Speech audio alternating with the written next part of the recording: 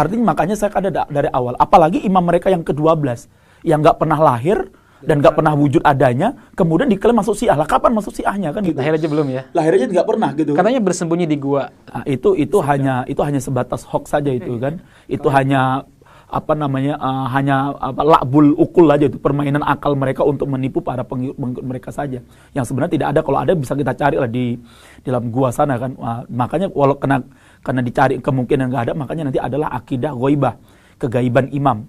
Nanti ada ghaibatus sughra dan ghaibatul kubur. Sekali lagi kami katakan bahwa Ustadz Karbitan ini memang tidak pernah membaca kitab ulama muslimin yang menyebutkan mengenai pribadi Imam Mahdi. Berikut ini kami sebutkan pernyataan para ulama si Ustadz Karbitan ini tentang Imam Mahdi, yang dalam ocehan Ustadz Karbitan mengatakan permainan akal. Dalam kitab Tarikh Islam karya Az-Zahabi, salah satu ulama Ahlus Sunnah, jilid 19 yang diterbitkan oleh Darul Kitab Al-Arabi, cetakan pertama tahun 1992, halaman 113. Az-Zahabi berkata, Al-Hasan bin Ali bin Muhammad bin Ali Ar-Ridha bin Musa bin Ja'far As-Sadiq adalah salah seorang imam Syiah yang diklaim oleh Syiah akan kemaksuman mereka. Beliau dipanggil Al-Hasan Al-Askari karena keberadaan beliau tinggal di Samara, dan juga dipanggil Al-Askar. Beliau adalah ayah dari Al-Muntazar Ar-Rafidah. Sampai kalimat,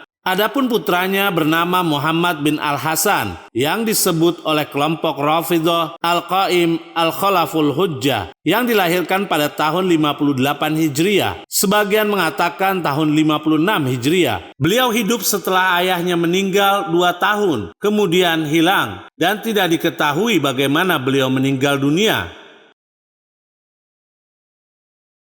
Az-Zahabi sendiri mengakui bahwa Imam Mahdi telah lahir dan dia tidak menemukan dalil bahwa Al-Mahdi telah wafat. Dalam kitab Akhbarud Dual karya Ahmad bin Yusuf Al-Kirmani, salah satu ulama Ahlus Sunnah, jilid 1 yang diterbitkan oleh Alamul Kutub, cetakan pertama tahun 1992, halaman 353. Ahmad bin Yusuf Al-Kirmani berkata tentang sebutan Abul Qasim Muhammad Al-Hujjah Al-Khalafus Saleh. Beliau berusia 5 tahun pada waktu ayahnya meninggal dunia. Allah telah memberinya hikmah sebagaimana Yahya alaihissalam ketika masih kecil, berperawakan sedang, bagus wajah dan rambutnya, mancung hidungnya dan lebar dahinya. Kelompok Syiah meyakini bahwa beliau gaib di Sirdab.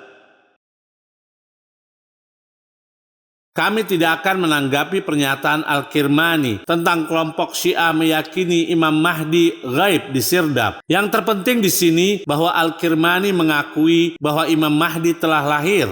Di dalam kitab At-Ta'liqat Ar-Radiyah karya Hasan Khan, salah satu ulama dari India yang ditahqiq oleh Al-Albani, salah satu ulama Wahabi, jilid kedua yang diterbitkan oleh Dar Ibn Affan, cetakan pertama tahun 2003, halaman 151.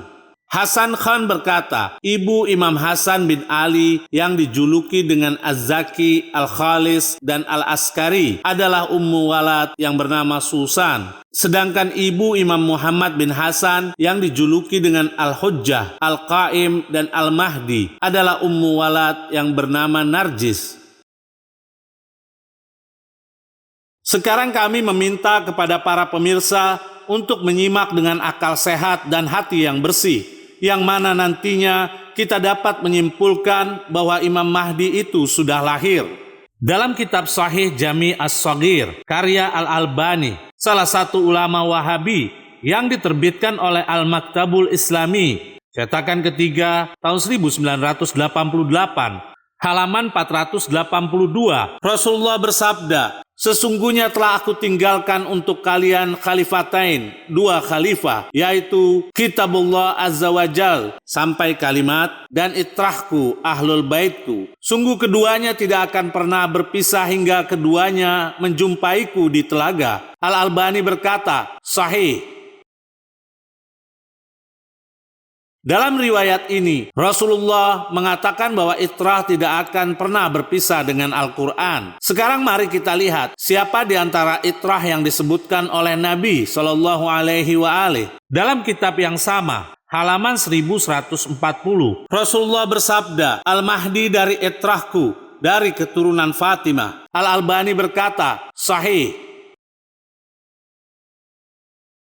Di sini sangat jelas Rasulullah menjadikan Al-Mahdi sebagai itrah yang menjadi padanan Al-Quran. Namun, karena kebencian yang mendalam kepada Ahlul Bait Nabi, mereka mencari titik kesalahan dan kecacatan dari hadis Tsaqalain dengan mengatakan, apakah mungkin kalimat Nabi keduanya tidak akan berpisah, sementara salah satunya gaib, sehingga dalil hadis Tsaqalain dapat membatalkan kegaiban itrah atau membatalkan Al-Quran. Karena jika keberadaan Al-Quran itu jelas, namun itrah tidak jelas, maka keduanya berpisah. Jawaban untuk mereka, kita hanya memiliki dua pilihan, membenarkan mereka atau mendustakan Rasulullah. Na'udzubillah. Karena beliau sallallahu alaihi wa alihi berkata yang tidak sesuai dengan kenyataan. Sehingga hadis Tsaqalain tersebut merupakan dalil bahwa itrah itu sudah ada dengan keberadaannya Al-Quran. Kami telah memaparkan bukti dan dalil dari kitab ulama muslimin tentang kelahiran Imam Mahdi. Dan sebagai catatan, tentang kelahiran tersebut bukan dari kitab Syiah. Yang sekarang kami akan tanyakan kepada Anda, wahai Ustadz Karbitan, mana dalilnya jika Imam Mahdi belum lahir?